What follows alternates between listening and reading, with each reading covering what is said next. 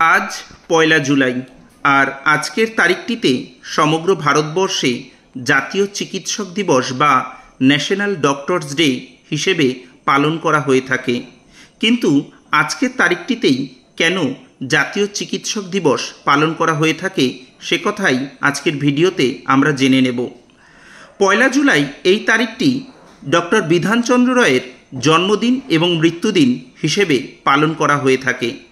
1882 সালের আজকের দিনেই অর্থাৎ পয়লা জুলাই তারিখে ডক্টর বিধানচন্দ্র রায় জন্মগ্রহণ করেন এবং 1962 সালের পয়লা জুলাই তারিখে তিনি পরলোক গমন করেন।